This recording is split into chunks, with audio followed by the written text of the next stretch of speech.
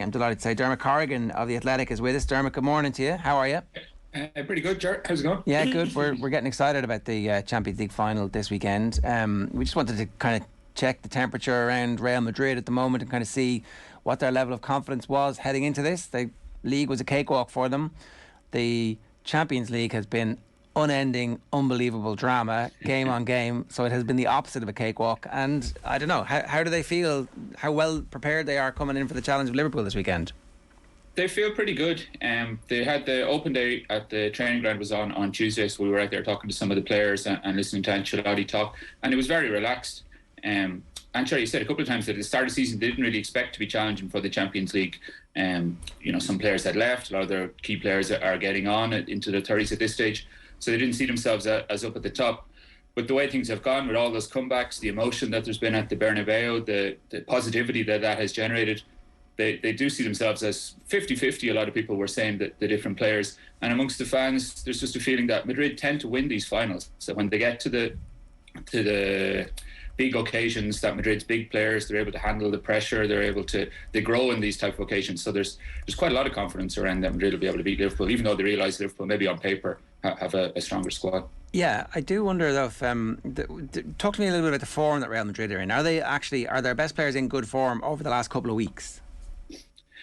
Yeah, they've had, because of the way they wrapped up La Liga so quickly, they had almost a month to kind of prepare. So Ancelotti did it quite cleverly. He rested half the team for some games and then the other half for other league games.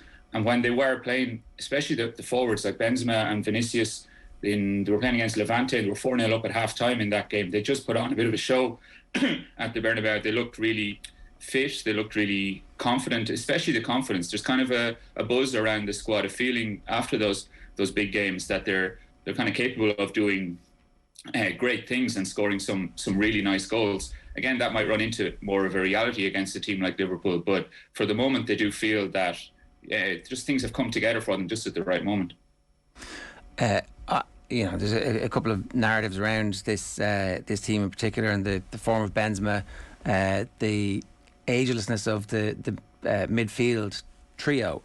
Now, the midfield trio that we kind of have come to associate with this Real Madrid team, they actually weren't on the field when the most dramatic stuff happened. So if you're the manager, what do you do? Do you start with do you dance with the ones who brung you all the way to this point in the out lads, or do you stick the kids in and go, here, listen, we're going to run the legs off this Liverpool team and see what happens? Yeah, Ancelotti's been very keen to point out that it's not about 11 players anymore, that with the 5 subs and with the deep squads that teams have, that he's going to use it. And I'd imagine he'll start with the 3 guys. He'll look to maybe keep it control, not to make it as crazy as it has been in the other games. But then you'll see Camavinga come off the bench. Valverde will probably start in the kind of as a wide forward, but he'll really be just into the midfield as well. He's another kind of box-to-box type midfielder. So they'll have kind of him to protect him, and then as the game goes on, throw on more attacking players. Throw on Camavinga, who's just been, he's only 19, but he's been amazing. Looks kind of born to play on the big stage. So yeah, I'd say Modric, Kroos and Casemiro start the game, but maybe only 1 or 2 of them will get to 90 minutes. I'm really interested in the Ancelotti relationship with this group of players and how he's kind of consciously moulded them into a group of players who've kind of got to this final through feeling their way out of sticky situations as they've had in 3 rounds consecutively. And I guess like one of those great images was himself asking Marcelo and Kroos, I think it was, before extra time in the semi-final, what should I do? What substitutions should I bring on? This sort of empowerment of the players. It feels a little bit similar to how Zidane managed to mastermind success with this Real Madrid squad, the empowerment of the players, managing to kind of depoliticise the dressing room by handing the power to the most important players in there. Yeah, and go back to Del Bosque as well, when he was the Madrid coach and then the Spain coach. It's kind of it tends to work at Madrid that if you try and micromanage in a kind of Guardiola or a Tuchel type of way, that it doesn't work out so well for you. Ancelotti does. Even at the press conference on Tuesday, he was saying, these players have played in, this is going to be 5 Champions League finals for them in 8 years. For a lot of them, I've only had 2. He was everything was done with a kind of twinkle in his eye, and to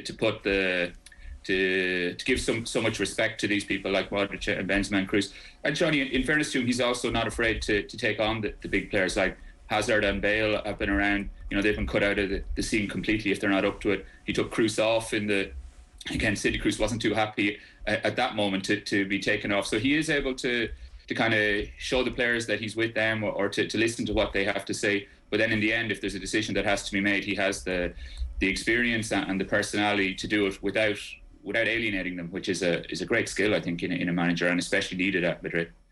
And probably the most astonishing development this week is Ancelotti admitting that he does get nervous. Like, I think that we've seen this sort of one-dimensional face to Ancelotti, the eyebrow raised, and we think, he's as cool as ice, but he says, for me, the toughest spell is 3 or 4 hours before kickoff. It's a physical malaise. I've struggled a bit more with it this season, increased sweating and an accelerated heart rate. Negative thoughts creep in. I did not know Carlo Ancelotti has the ability to perspire.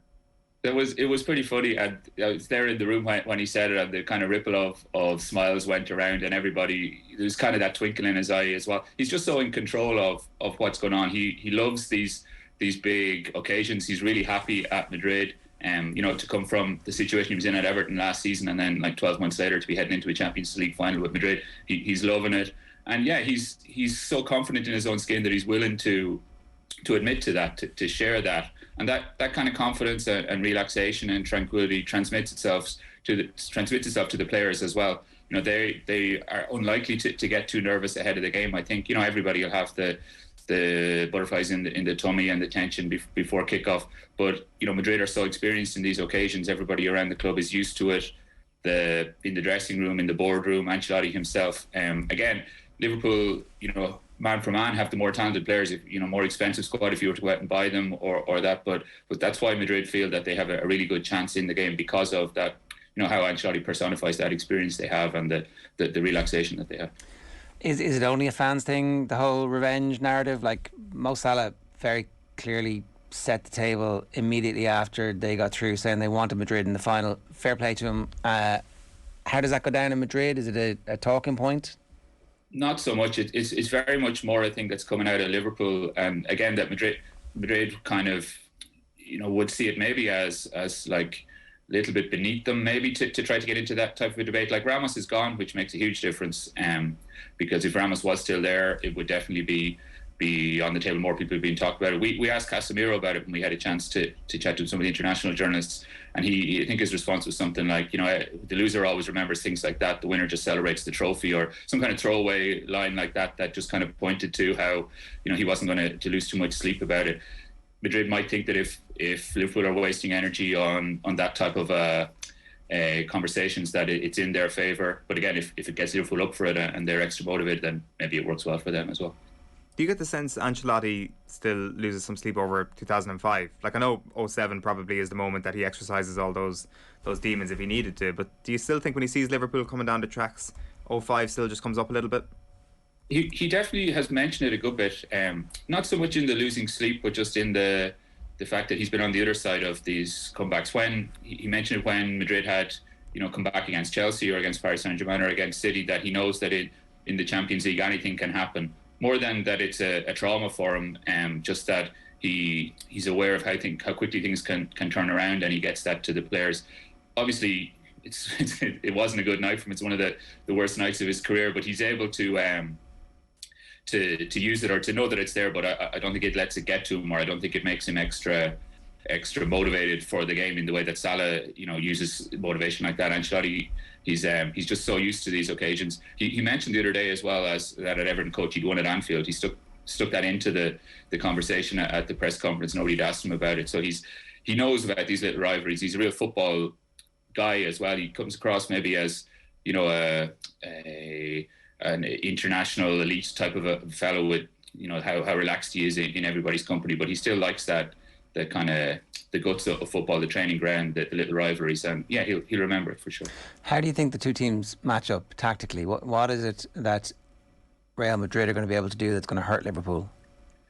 Yeah, I think the Vinicius against Trent Alexander-Arnold is maybe one of the tactical battles to look out for. Last year in the Liverpool came to Madrid in the Champions League, and Trent Alexander-Arnold didn't have a great day. Vinicius wasn't in great form at that stage. He hadn't kind of exploded as he had this season, but he scored a brilliant goal, got in behind him a good few times. It might come out to how whether Liverpool are able to just impose themselves completely on Modric and Kroos in the midfield. If they're pressed right up onto them and don't give them any time to settle at all, it's hard to see Madrid keeping possession and getting a foothold in the game. But if the kind of wise heads in Madrid's midfield are able to take some of the pace out of the game, get to the hour mark with the team's level, and then able to throw on the subs that they've been doing and have that kind of the narrative that's built up in their heads as well, that comes down to the closing stages, that Madrid have that extra historical knack of winning big games and winning finals, then Madrid will be happy with that. If Liverpool can score early and kind of put Madrid into disarray and force Madrid to try to attack them, then Madrid might be in trouble. I do wonder about the various English papers are reporting that there's a good chance that the injured players will play, or certainly are going to get a bit of training in and might be available for selection. So Fabinho and Thiago, I'm not quite sure about playing players in the Champions League final who are a little bit, maybe the 5 subs removes the risk from that, and maybe you start them, and if they're injured it doesn't really matter because that's 2 of your subs gone and you still have your normal 3 subs still to go. Like from the Madrid point of view, Fabinho and Thiago will be seen as a good few steps above the other options that Liverpool will have to come in and replace them. So they, of the players who they would, be happier if Liverpool were missing, they'd be 2 of the most important. I think maybe even, I'm not sure, more than Salah or Van Dijk, but they'd be up there with them. Fabinho was excellent against Villarreal in the semi-finals, especially the way he harried and pushed Villarreal's midfield out of it completely in the first leg.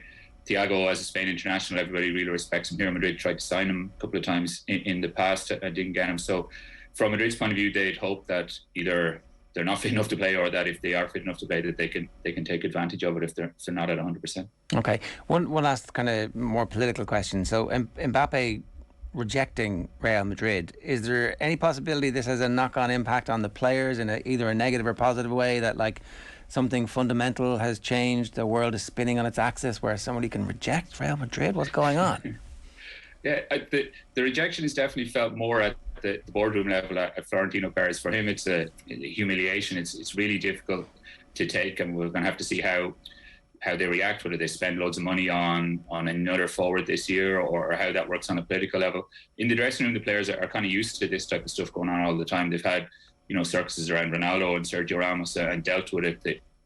Guys like Benzema and Modric are used to just playing games. You could even argue that for somebody like Vinicius, Mbappe not coming to Madrid is useful for him. His place might have been in danger in the team, where he'd have to move out of position. So, the players who might have felt they were going to be replaced will have got a boost, maybe from Mbappe not coming, even though nobody's going to say they don't want to have Mbappe. So I don't think it'll affect the team that much, but institutionally, and even with Perez is going to meet El Khalifi and Sefrin and all the trouble over the Super League and all that kind of political extra attention that's there, Mbappe definitely built that up. But when it comes to Benzema, Modric, Vinicius, it's not going to affect them too badly. What's your sense on the next big fish that Perez wants to land then? Because, like, as you say there's loads of young players in that squad who won't be put out by Mbappe's arrival. The young talent that Madrid have, I'm sure, excites their fans so much, and without a big fish, they would probably be in a really, really good position for the next couple of seasons anyway. But this is Florentino Perez. We know to expect the unexpected from him. Like, I even look up Mo Salah on the back of the papers today, being talking about revenge for Real Madrid, and also saying I want to play for Liverpool next season. Like, I wouldn't be overly surprised if this time next year Real Madrid are dipping their toe in the water for Mo Salah, or something on that level of audacity. Yeah, this time next week wouldn't be a huge surprise either. Like, Salah, as soon as Mbappe turned him down, like, one of the things that ran through everybody's head here was who will they go for now? Because if Perez has been embarrassed in that way, or he needs to make a power stroke this summer and the money is there, then who will they go for? Salah does make sense to an extent, in that he'd play on the other side to Vinicius, and Salah himself has been on the front cover of sports papers here in Madrid. Whether that was due to his putting pressure on Liverpool about his contract or not, I'm not sure, but he's kind of always left it open that he play for Madrid. Maybe a little bit less because of what happened with Ramos, but he could forget that pretty quickly if the move came up. It's hard to see who else they'd go for. There's not an obvious kind of next signing, because Haaland is already lined up for Man City. They kind of missed out on that one. So yeah, maybe Sadio Mane has been Zidane was supposed to be a big fan of Sadio Mane when he was here. Sterling maybe. It's hard to know who they go for, but they'll definitely be looking to just kind of make a statement in the summer and show that we are Real Madrid and we can go and get players if we really want to. Eden Hazard says he wants to stick around and try and prove everybody wrong and have a career at Real Madrid. Is that wishful thinking? Is that something that might actually happen? Or are we more likely to see a cut price move for Eden Hazard somewhere in the summer? Hazard could end up a bit like Bale in that his contract just runs down because the coach Ancelotti gave Hazard a couple of chances to play. He had him in the team for the very first La Liga game of the season, but the way that they want to play, the intensity that they want to put into the game, he just wasn't able to provide that. He's back, had another operation recently on his ankle. He says he's better now, but the thing, Madrid will be happy to move him on if they could get somebody to take on his wages, but whether anybody is going to take on his wages given his injury record and his age profile and all that, he still has a couple of years left in Madrid. It's sad to see. It's kind of a pity, especially with Bale, to see how the last couple of years he's just kind of been almost insignificant. He's there training every week, but on the bench and watching on. Hazard could end up in a similar situation. Do you have any idea how much his wages are? Like, what are we talking about here that somebody would or would not take him on?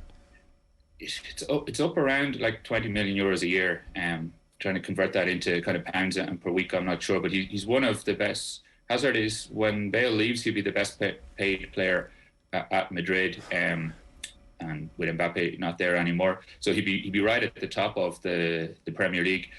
If it's somebody like Newcastle can maybe offer X amount and not worry about it too much. But for anybody else, even for Arsenal or Spurs, like when Bale went to Spurs, even that was on loan, Madrid were still paying more than half of his wages, and he was one of the best paid players at Spurs. So it's either Hazard agrees to take a pay cut, somebody like Newcastle come in, or he stays at Madrid.